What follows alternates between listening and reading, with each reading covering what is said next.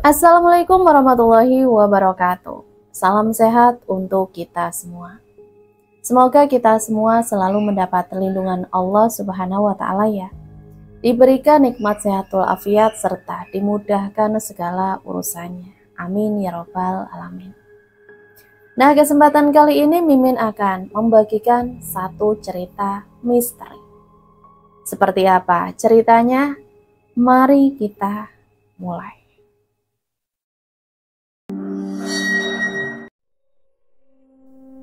Baru sebulan aku tinggal di kota ini, kota kelahiran mamaku.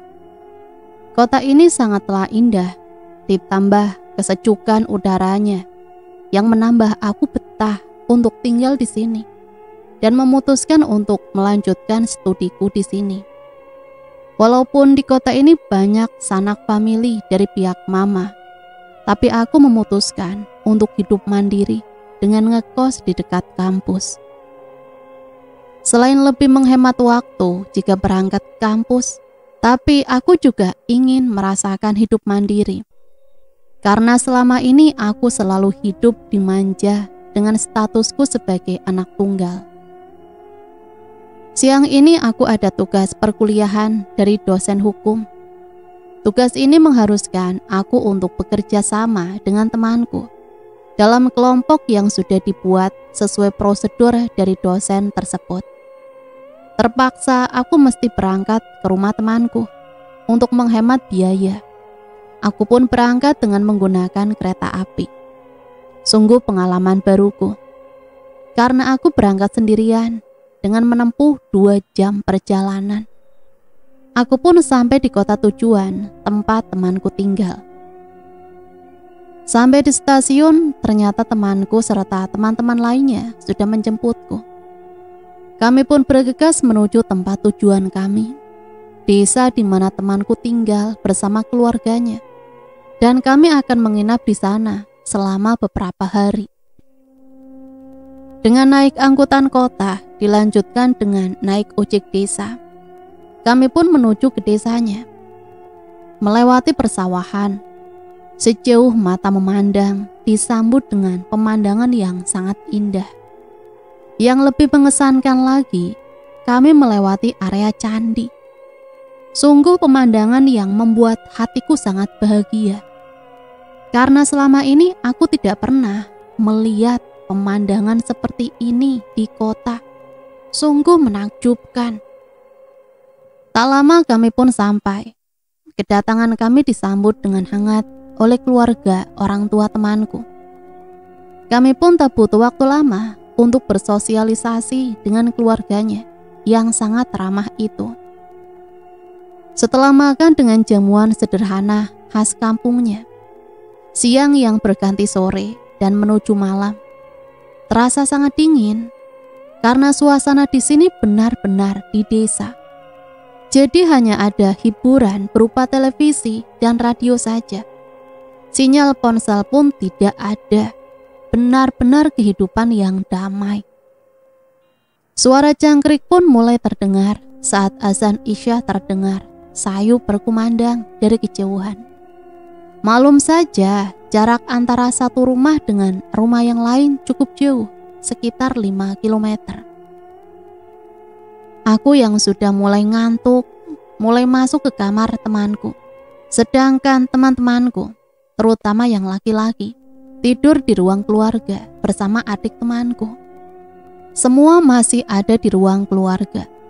Hanya Mbah yang masih duduk di teras rumah sambil mendengarkan siaran radio berbahasa Jawa. Mbah adalah bapak dari ayahnya temanku. Meskipun usianya sudah 80 tahun, namun fisiknya masih gagah. Pendengarannya masih bagus. Mungkin itu karena Mbah hanya mengkonsumsi ubi singkong dan sayuran saja selama hidupnya. Menurut Mbah, singkong dan sayuran membuat fisiknya terus sehat. Entahlah, mungkin filosofi kehidupan Mbah tentang konsumsi makanan begitu dijaganya dengan baik.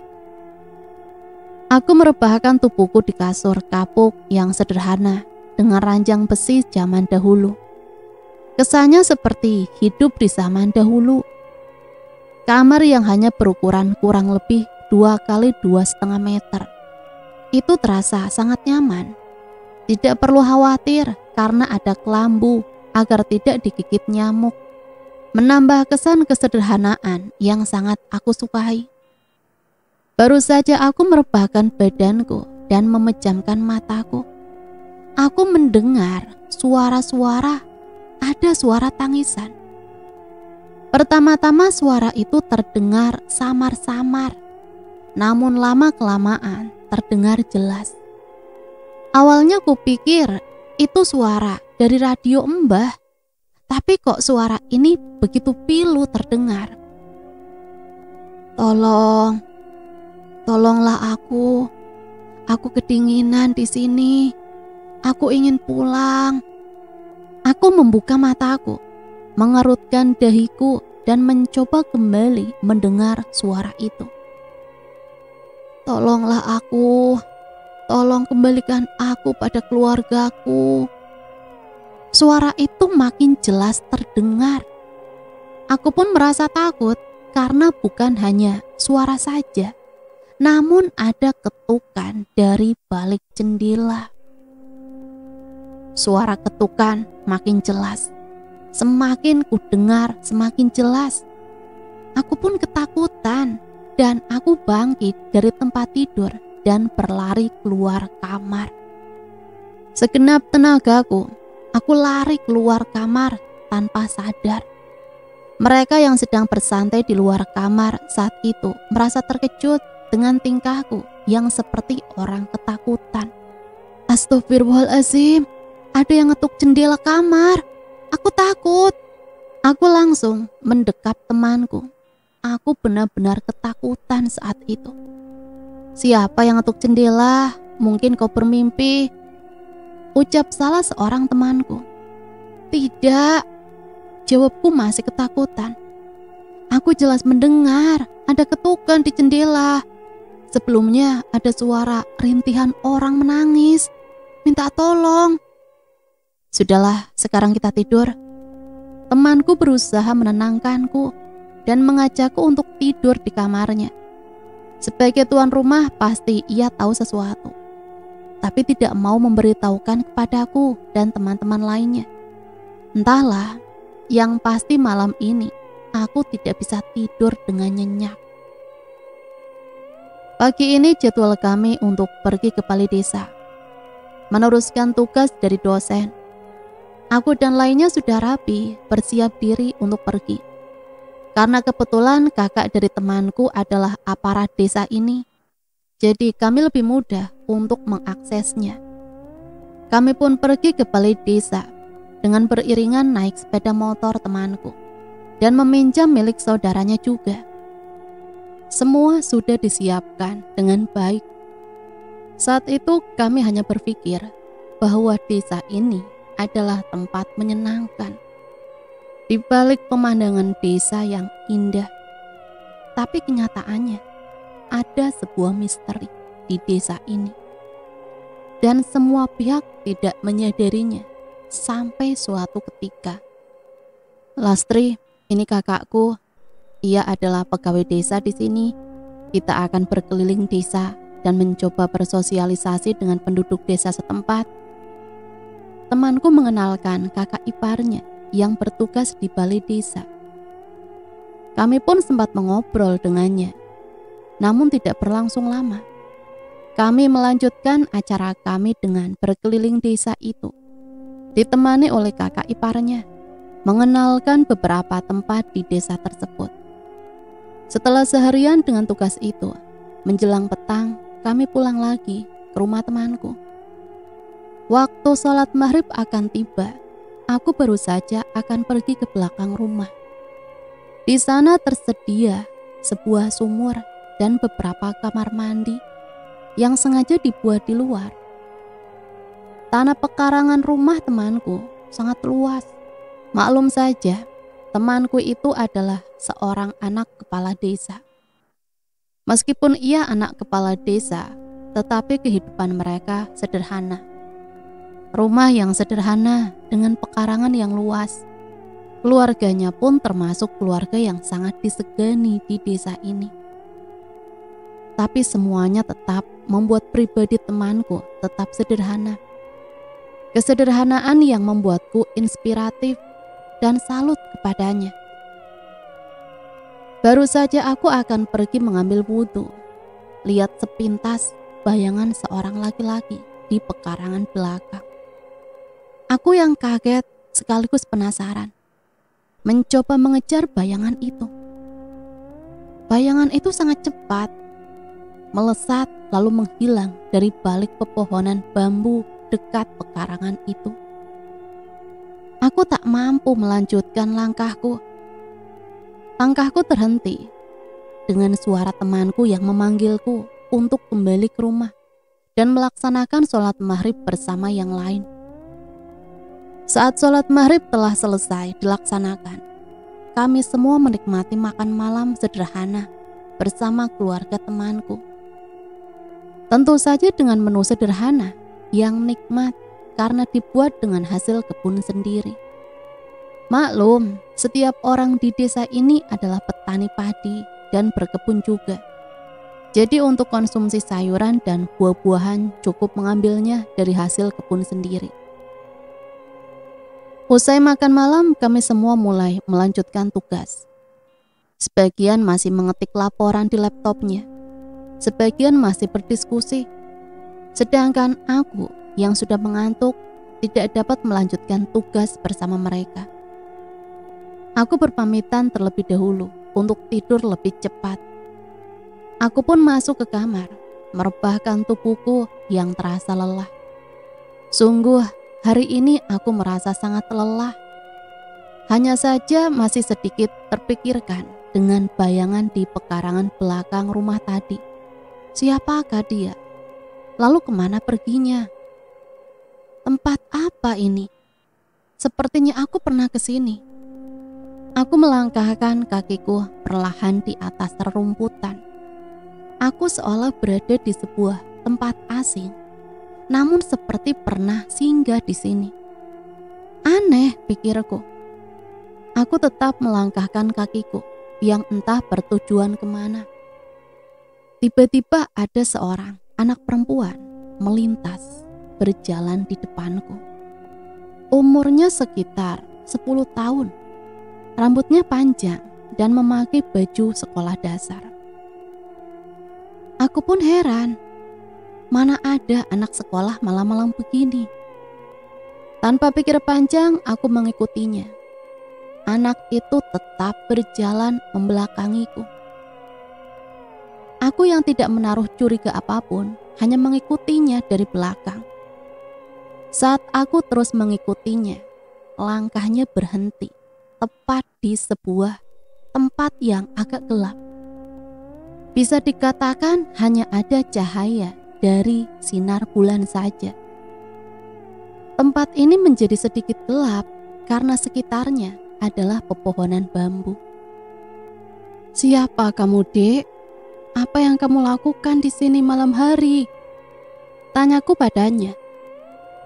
Gadis kecil itu membalikkan badannya. Wajahnya nampak pucat, dengan pandangan mata yang kosong. Dia menjawab, "Aku tersesat, aku ingin pulang ke rumah. Aku rindu pada ibu. Ibu pasti merindukanku saat ini." Gadis itu menjawab dengan lirih. Sinar bulan sedikit menerangi mukanya yang tampak pucat. Kenapa bisa tersesat? Kalau memang begitu, mari ikut pulang bersama kakak. Nanti kakak antar pulang ke rumahmu. Aku berusaha meyakinkan dirinya untuk mau ikut bersamaku pulang. Tapi gadis itu tetap diam, terpaku dengan raut muka yang datar. "Kak, tolong aku. Aku tidak bisa pulang kalau ayahku pun masih ada di sana." Gadis itu kemudian menunjuk sebuah sumur tua. Sumur yang ada di dekat situ. Seperti sumur yang sudah tidak terpakai. Aku bertambah bingung. Aku kemudian mendekati sumur itu. Kulihat seperti ada sesuatu di dalamnya. Sedikit sinar yang masuk ke dalam sumur terlihat seperti sebuah buntelan di dalam sumur. Tapi aku tak yakin. Aku membalikkan badanku untuk kembali bertanya pada gadis itu. Namun betapa kagetnya aku saat melihat penampakan tak biasa di depanku.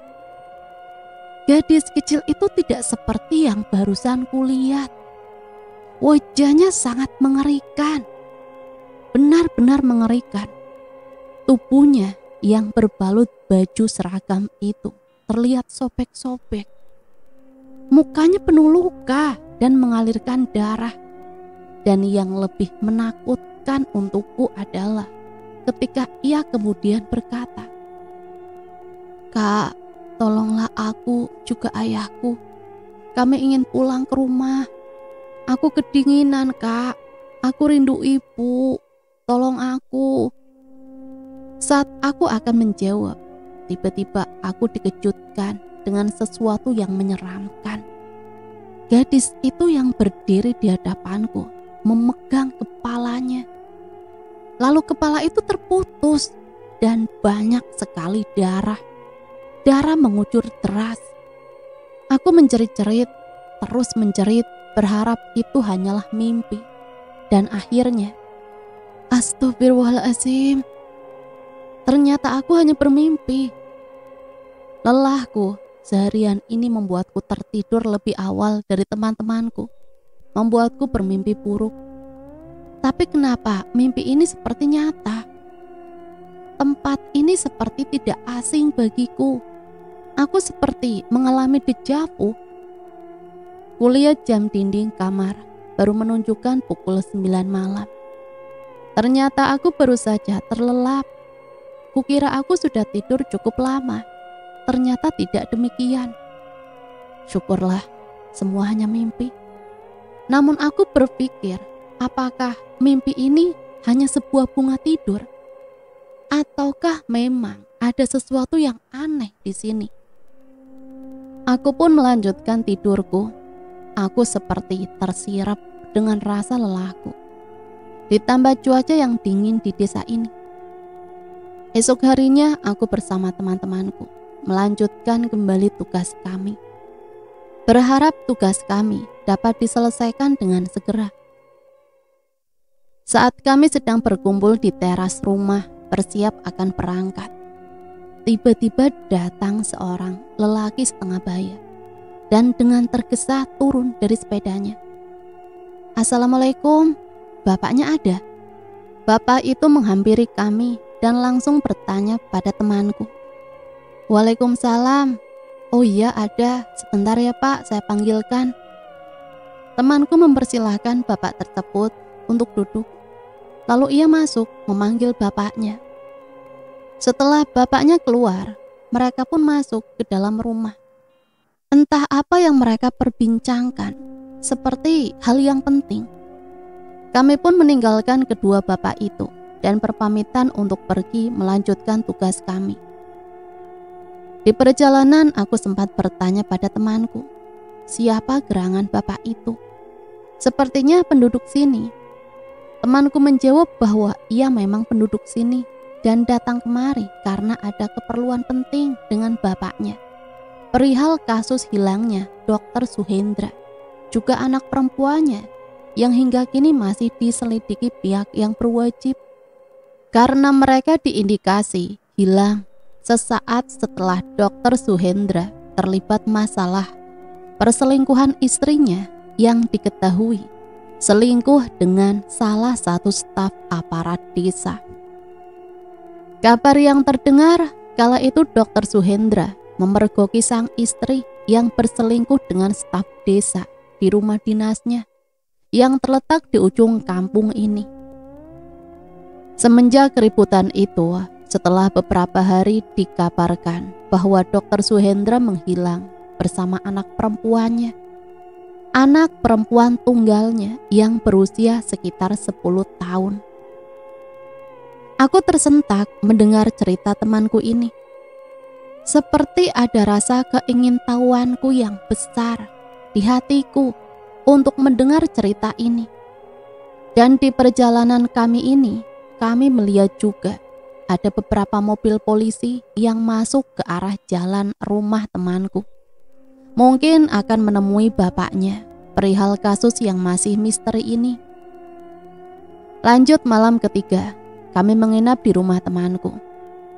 Baru saja aku duduk di teras rumahnya, sekedar menemani si Mbah yang asik mendengarkan radio kesayangannya. Aku duduk di balai-balai anyaman dari rotan, menikmati secangkir teh hangat dan sepiring ubi goreng. Aku bersantai sendiri, sedangkan teman-temanku yang lain ada di dalam sedang sibuk dengan kegiatan mereka. Ada yang mengobrol, main gitar, nonton TV, atau yang asik membaca komik.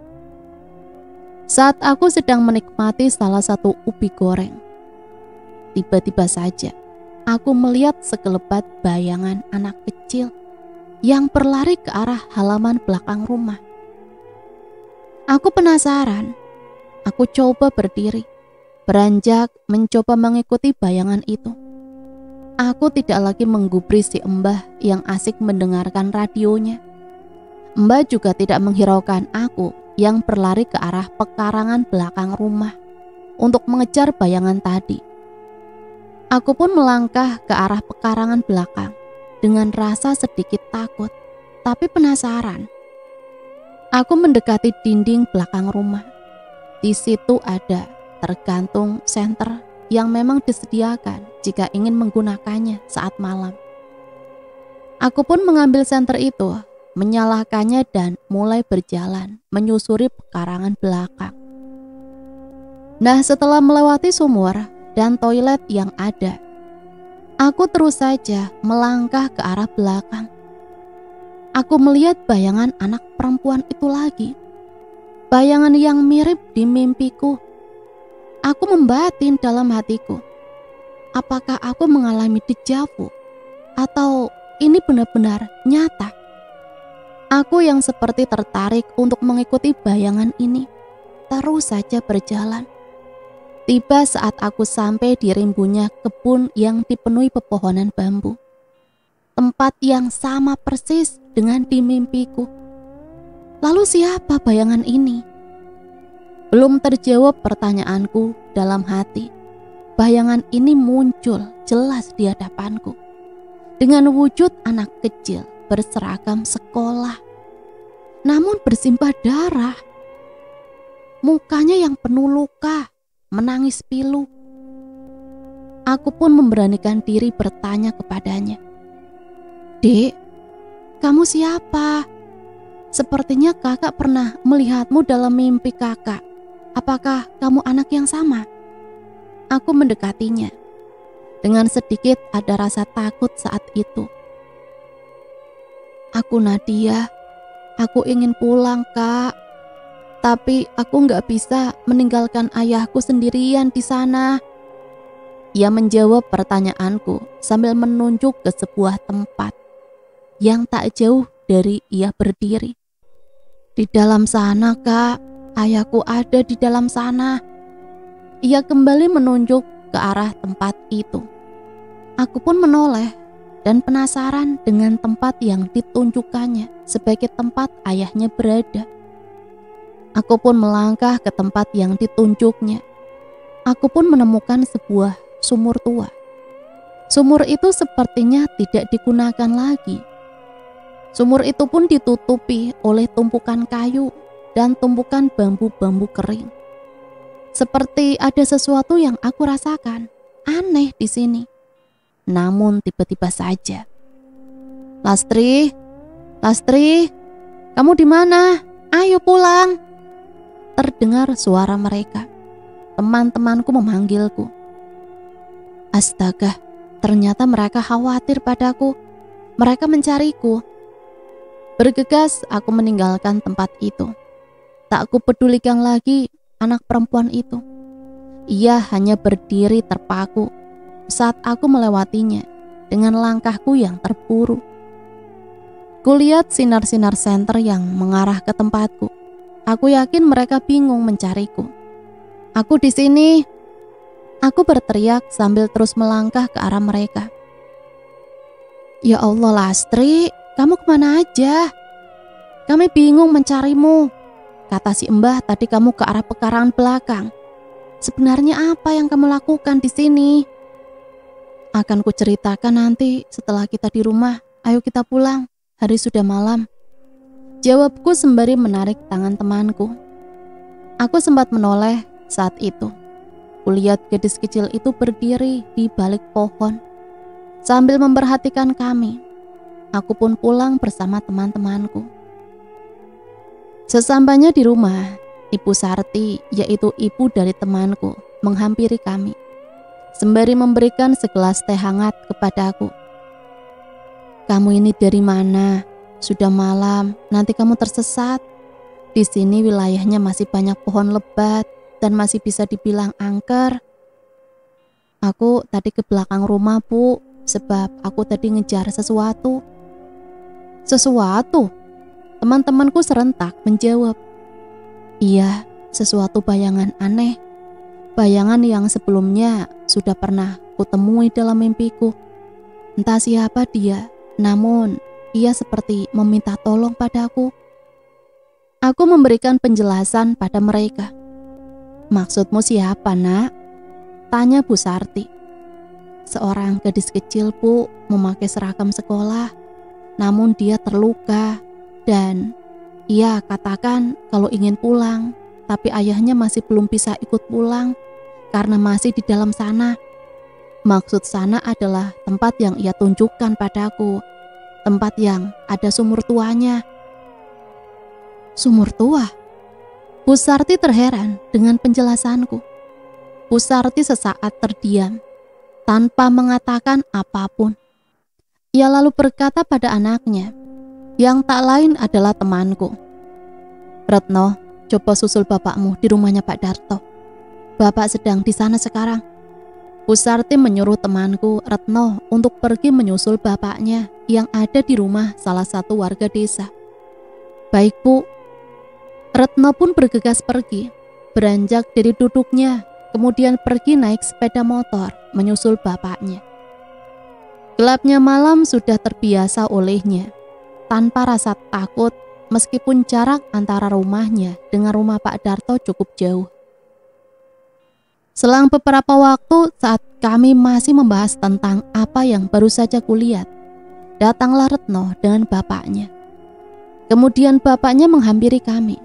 Tanpa pikir panjang, beliau bertanya padaku, Nak Lastri, di mana Nak Lastri tadi bertemu dengan anak perempuan itu? Dengan nada serius beliau bertanya padaku. Di dalam kebun arah belakang pekarangan, Pak. Di sana saya bertemu dengannya. Ia mengatakan bahwa ia ingin minta tolong agar saya bisa menemukan ayahnya untuk juga bisa pulang dengannya. Aku menjawab pertanyaannya dengan serius pula. Apakah anak itu memakai seragam sekolah dasar? Umurnya sekitar 10 tahun. Tanya beliau padaku. Benar, Pak, anak perempuan yang cantik namun banyak luka, Pak. Ia seperti sedang butuh bantuan. Baik kalau begitu, mungkin saja ini sebuah petunjuk. Besok kita menemui Pak Darto juga yang lainnya. Semoga saja ada titik terang atas misteri ini. Jawabnya. Kemudian beliau masuk ke ruangan dalam. Aku yang masih bingung dengan apa yang beliau katakan barusan, ternyata dirasakan sama oleh temanku yang lain. Sebenarnya apa yang terjadi di desa ini? Petunjuk untuk misteri apa yang dimaksud bapaknya si Retno? Semua pertanyaan itu akhirnya terjawab pada keesokan harinya. Retno, aku juga teman-temanku lainnya bersiap untuk pergi bersama bapaknya Retno. Kami akan pergi ke rumah Pak Darto. Dengan maksud dan tujuan apa, aku juga masih belum tahu. Yang aku tahu semalam setelah bertemu dengan gadis kecil itu, ada keterkaitan yang masih menjadi misteri. Kami pun berangkat bersama ke rumah Pak Darto. Dan selama perjalanan, sejuta pertanyaan dalam pikiranku. Sebenarnya ada apa dengan gadis itu? Siapa dia? Dan apa hubungannya denganku? Tak lama kami pun sampai di rumah Pak Darto. Ternyata di rumahnya sudah ramai warga desa. Juga ada beberapa orang polisi. Kebingunganku semakin menjadi. Agak gemetar dan dak-dikduk aku mengikuti Retno bersama bapaknya untuk masuk ke halaman rumah Pak Darto. Aku dan temanku lainnya pun dipersilakan masuk oleh Pak Darto. Di sana ternyata sudah ada beberapa warga dan juga perangkat desa setempat. Ayah Retno selaku kepala desa setempat ada bersama kami. Beliau sengaja membawa kami karena kejadianku semalam. Coba kamu ceritakan apa yang kamu lihat semalam, nak? Ujar Pak Darto. Iya betul, coba ceritakan apa yang kamu lihat semalam. Apakah kejadian ini bisa membantu kami menemukan titik terang dari kasus hilangnya Dr. Suhendra beserta putri tunggalnya, Audi. Mereka hilang sehari setelah kejadian keributan antara Dr. Suhendra dengan laki-laki yang diduga selingkuhan dari istrinya. Ucap salah satu polisi yang sedang duduk bersama kami. Dengan sedikit ragu dan takut, aku pun menjawab pertanyaan mereka. Semalam saya melihat bayangan anak kecil perempuan yang terluka. Ia mengatakan minta bantuan untuk pulang. Namun ia pun berkata saat itu ada ayahnya yang masih ada di sana. Tepatnya di area sebuah sumur tua. Sumur yang dipenuhi tumpukan kayu di atasnya. Tapi untuk jelasnya saya kurang tahu, Pak. Karena saya keburu dipanggil teman-teman untuk pulang. Dan saya bukan sekali ini ketemu anak itu. Tapi sebelumnya pernah bertemu juga, tapi di dalam sebuah mimpi. Mereka saling bertatapan mendengar penjelasanku itu tentang kejadian semalam. Ayah Retno kemudian bertanya, apakah sumur yang kamu lihat itu adalah sumur tua yang ada di dekat halaman belakang rumah? Iya Pak, benar. Cuma saya kurang bisa memastikan. Jawabku pelan. Baiklah, kalau begitu coba adik lihat foto-foto ini. Apakah anak ini yang adik lihat semalam? Pak Darto kemudian mengeluarkan beberapa lembar foto dari dalam sebuah map. Beberapa foto itu kemudian Pak Darto tunjukkan padaku. Betapa terkejutnya aku saat aku melihat sebuah foto anak perempuan yang mukanya sama persis dengan anak perempuan yang aku temui semalam. Anak perempuan yang berumur kurang lebih 10 tahun. Sungguh anak yang cantik dan manis. Iya benar, ini anaknya Pak. Saya ingat betul, anak inilah yang menemui saya semalam. Kalau memang anak ini yang kamu lihat, berarti kita mungkin bisa menemukan titik terang atas hilangnya Dr. Suhendra. Semoga saja kita bisa mendapatkan jawabannya, ucap salah seorang dari polisi tersebut. Baiklah, kalau begitu, jangan kita tunda lagi pencariannya. Pak Darto dan Pak Kades, bisakah kita menuju lokasi yang dimaksudkan oleh adik ini? Tanya polisi itu kepada bapaknya Retno dan juga kepada Pak Darto. Bisa Pak, nanti kita segera ke sana, jawab Pak Darto. Selanjutnya kami bergegas untuk ke tujuan yang dimaksud, yaitu halaman belakang pekarangan rumah Retno. Tepatnya sumur tua yang ada di antara pepohonan bambu. Dengan jajaran polisi serta warga dan perangkat desa, kami berangkat menuju ke sana. Hatiku bingung bercampur sedih. Ada sejuta tanya dalam hatiku. Demikian pula teman-temanku. Mereka tidak menyangka akan terjadi seperti ini. Tugas kampus yang ingin kami buat di desa ini malah menjadi sebuah kejadian yang tidak disangka-sangka. Lalu kenapa anak itu bisa menemuiku? Apa hubungan semua ini denganku?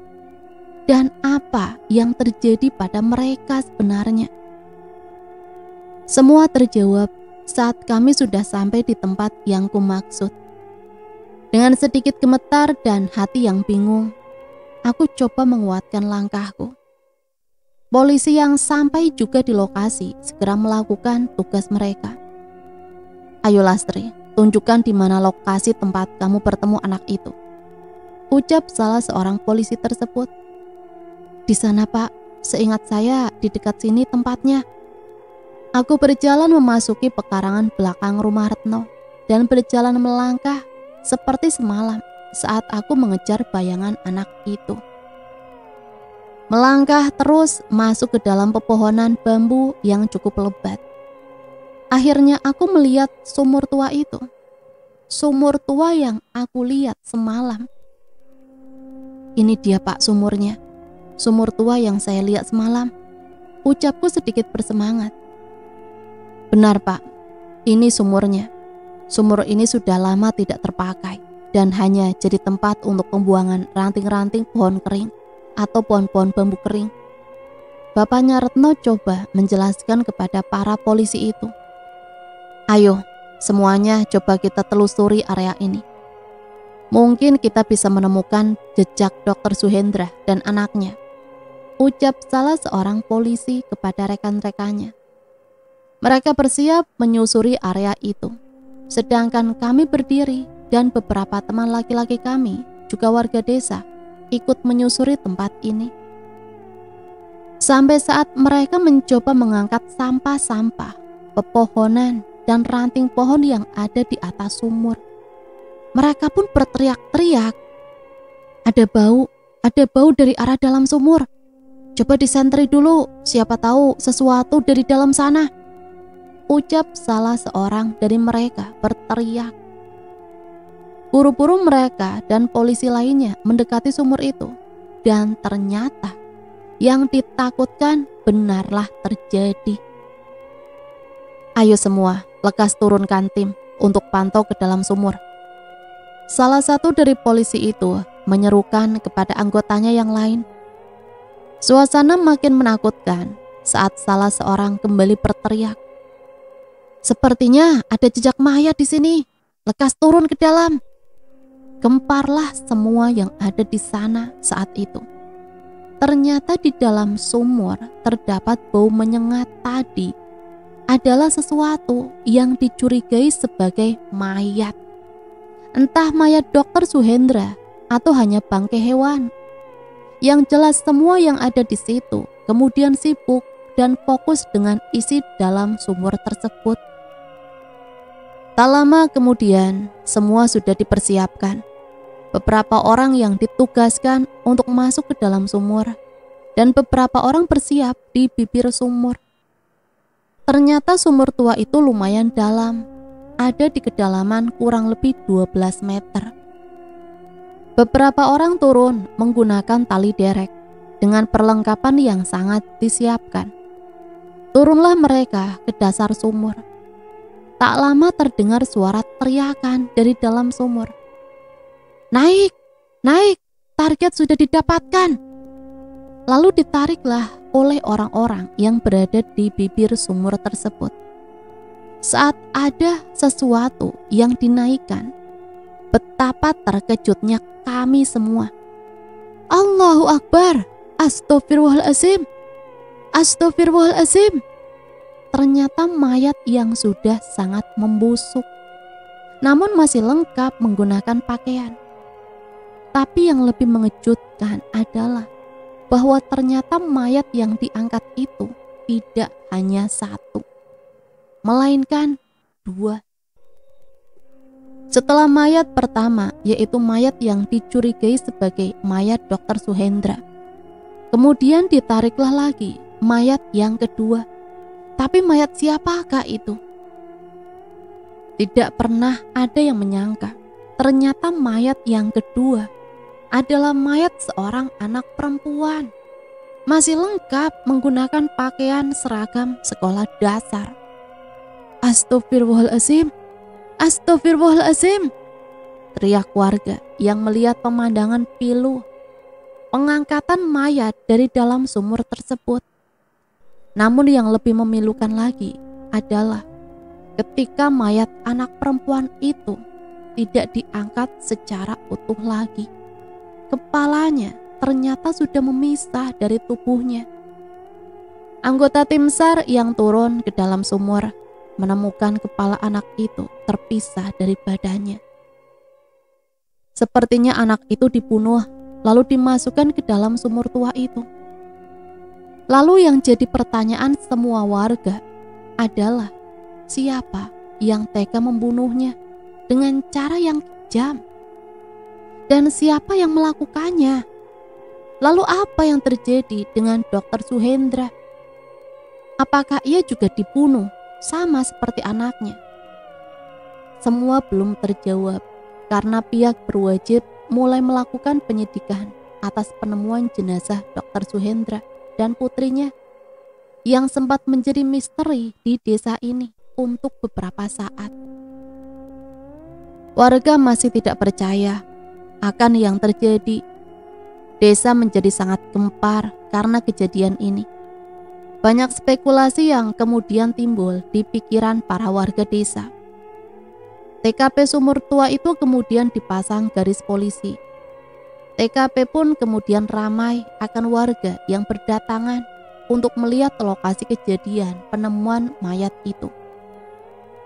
Di saat bersamaan, polisi pun tetap menyusuri lokasi sekitarnya untuk mencari tambahan barang bukti sebagai pelengkap untuk memecahkan kasus kematian Dr. Suhendra.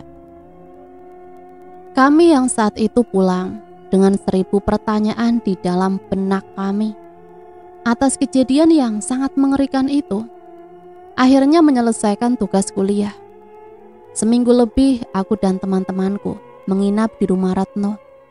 Ada hal yang kami dapatkan di sini selain menyelesaikan tugas kampus.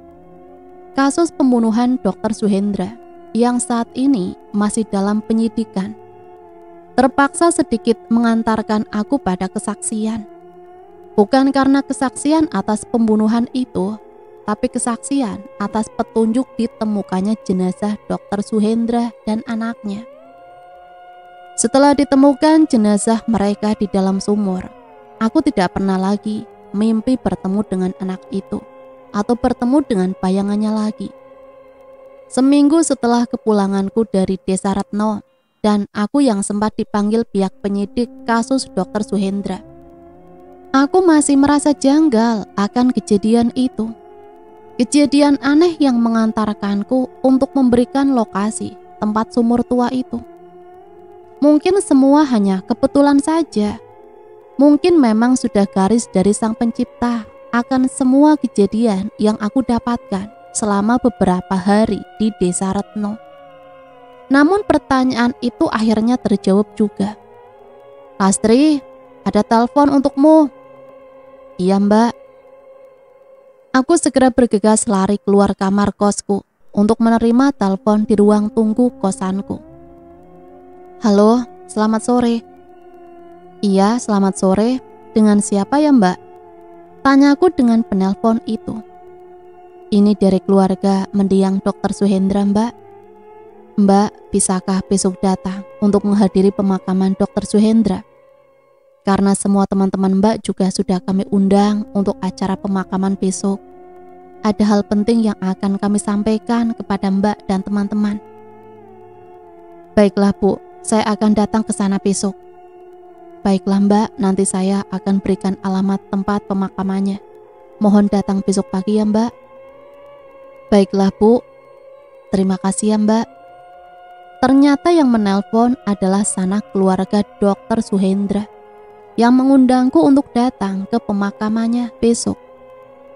Akhirnya jenazah dokter itu dimakamkan juga setelah pihak berwajib dan dokter forensik selesai mengotopsi mayatnya, juga mayat anak perempuannya. Tempat pemakamannya sudah ramai dengan para pelayat dan keluarga besar Dr. Suhendra.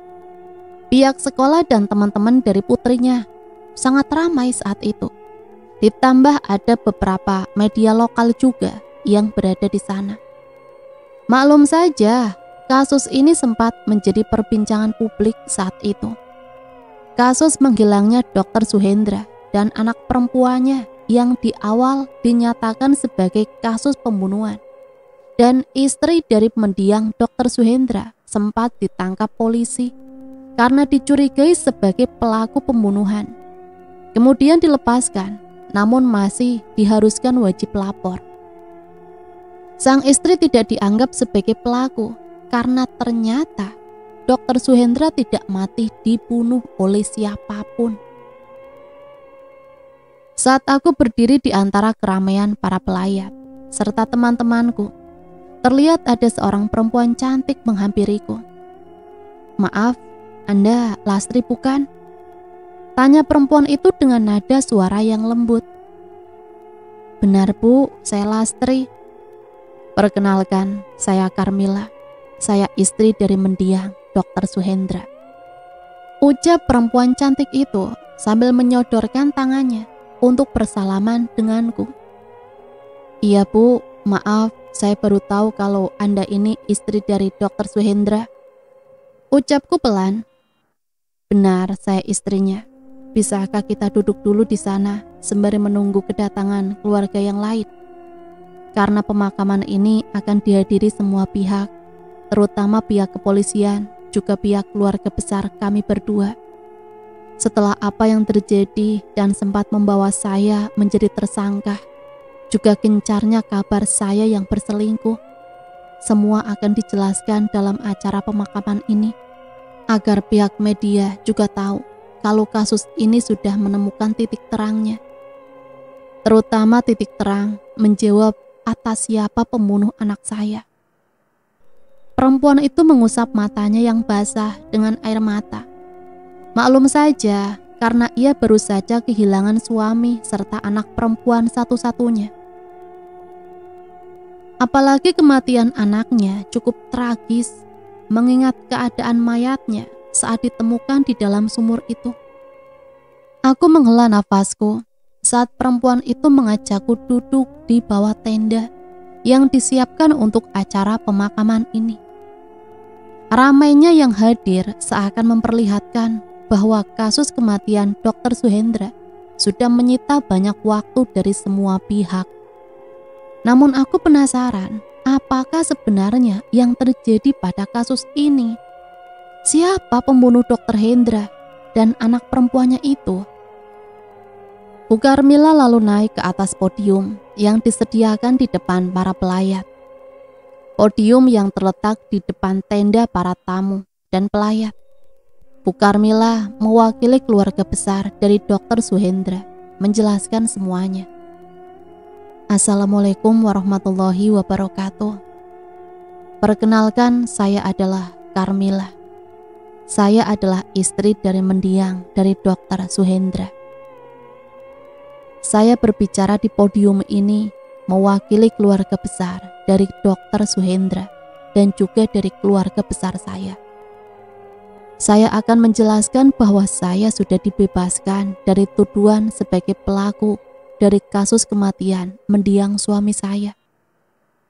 Saya bukanlah pembunuh dari mendiang suami saya. Saya juga bukan pembunuh dari anak semata wayang saya. Dr. Suhendra meninggal karena bunuh diri. Ia sengaja membunuh anak saya terlebih dahulu.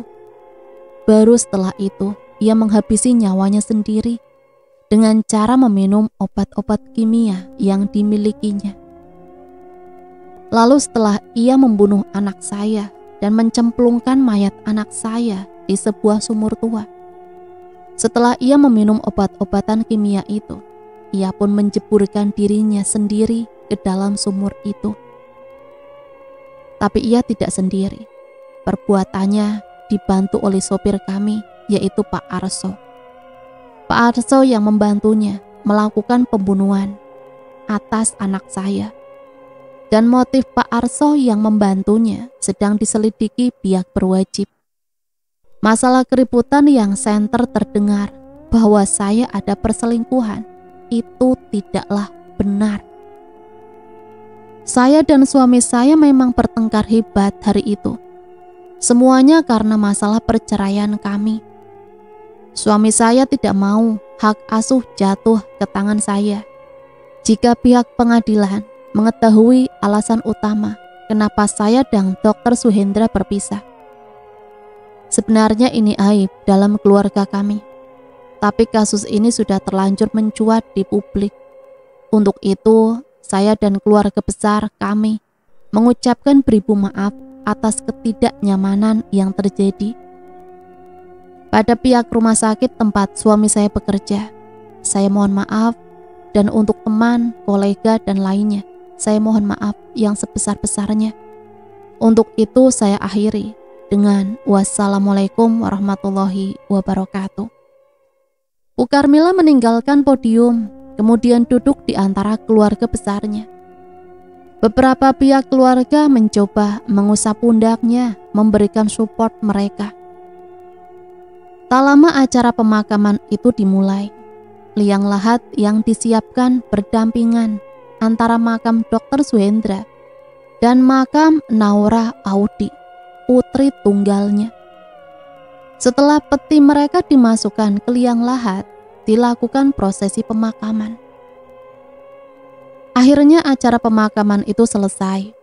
Aku dan teman-temanku pulang ke rumah kami masing-masing. Saat itulah Retno temanku serta bapaknya datang ke kosku. Di sanalah aku baru mengerti kenapa kasus ini bisa terjadi. Sungguh miris. Ternyata ada banyak faktor dari sebuah perceraian yang mengakibatkan pembunuhan. Bapaknya Retno bercerita padaku bahwa Dr. Suhendra ternyata memiliki kelainan dalam seksualnya. Ia kedapatan oleh istrinya, yaitu Bu Karmila, sedang melakukan hubungan seksual dengan sopirnya sendiri, Pak Arso. Pak Arso yang masih berusia muda dan berparas tampan, ternyata membuat penyakit kelainan seksual Dr. Suhendra kembali bangkit. Hubungan terlarang itu berlangsung sudah 2 tahun. Sejak Pak Arso bekerja sebagai supir pribadi keluarga Dr. Suhendra. Namun sebaik-baiknya menyembunyikan sebuah keburukan, maka akhirnya terkuak juga. Bu Karmila yang curiga akan gerak-gerik Dr. Suhendra dan Pak Arso akhirnya memergoki mereka. Saat itulah Bu Karmila lalu pergi ke rumah orang tuanya. Ia memutuskan untuk bercerai dengan suaminya. Saat itulah Dr. Suhendra kalut. Ia tidak ingin hal perwalian jatuh ke tangan istrinya. Dr. Suhendra juga tidak ingin publik tahu tentang skandalnya. Karena ia juga bisa dipecat dari pihak rumah sakit tempat ia bekerja dan akan dicabut izin prakteknya sebagai dokter. Ia pun mulai stres. Ia meminta Pak Arso untuk membantunya membunuh Naura Audi, putri tunggalnya. Yang lebih miris lagi, Naura dibunuh dan diperkosa oleh Pak Arso. Bahkan hal itu terjadi di hadapan Dr. Suhendra. Entah setan apa yang ada di hati mereka hingga perbuatan keji itu terjadi.